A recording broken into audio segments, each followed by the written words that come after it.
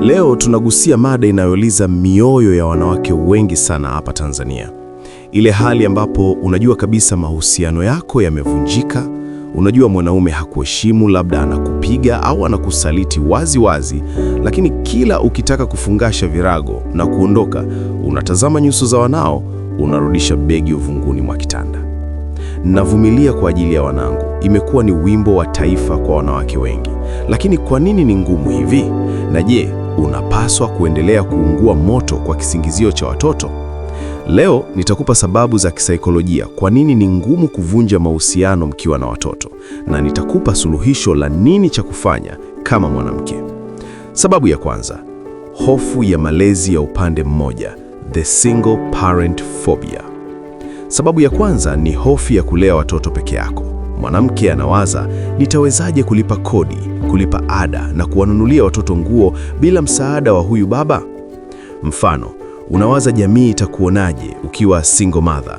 Unahofia watoto wako kuitwa watoto wa mitaani au kukosa malezi ya baba yatakayowafanya wawe na nidhamu. Sasa nini ufanye kwenye hili? Anza kujiandaa kiuchumi.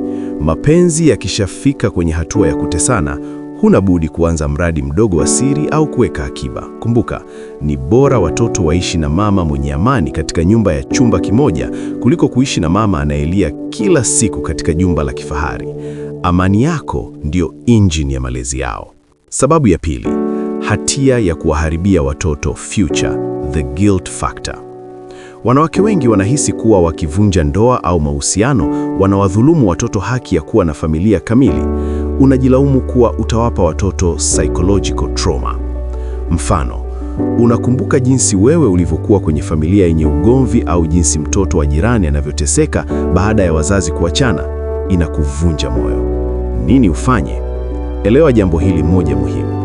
Watoto wanaojifunza mapenzi kupitia wazazi wanaopigana au kudharauliana wanakuwa na makovu makubwa zaidi kuliko wale ambao wazazi wao walitengana kwa amani. Usiwafundishe watoto wako kuwa kunyanyasika ni sehemu ya mapenzi. Waonyeshe kuwa ni sawa kuondoka sehemu ambapo utu wako hauheshimiwi. Sababu ya tatu, shinikizo la familia na jamii.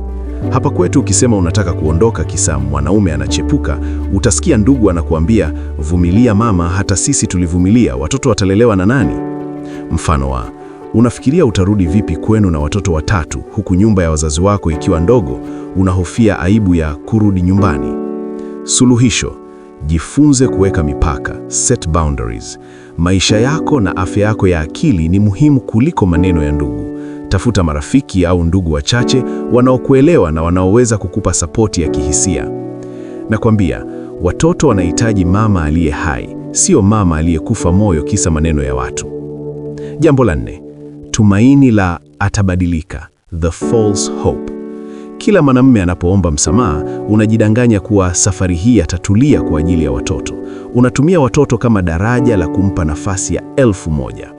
Mfano, anakuja na kuku mmoja na sukari kilo 2, anaomba msamaha, na wewe unalegea. Wiki 2 baadaye anarudi kule kule. Suluhisho, acha kuangalia maneno, angalia matendo.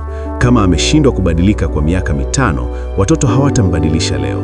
Suluhisho ni kuanza kujenga maisha B, yani plan B. Anza kutafuta uhuru wako wa kihisia. Usitegemee furaha yako itoke kwake, itafute ndani yako na kwa wanao. Dada yangu unayenisikiliza, mwanamke wa Kitanzania shujaa, watoto sio kamba ya kukufunga kwenye gereza la mateso. Watoto wanapaswa kuwa sababu ya wewe kuwa na nguvu ya kutafuta maisha bora na yenye heshima. Kama mahusiano yanaweza kurekebishwa, fanya hivyo kwa nguvu zako zote. Lakini kama amani imetoweka na usalama wako huko hatarini, ondoka kwa ajili ya watoto hao hao unaosema unawapenda. Wanahitaji kukuona ukiwa na tabasamu. Wanahitaji kukuona ukiwa mwanamke unayejiheshimu.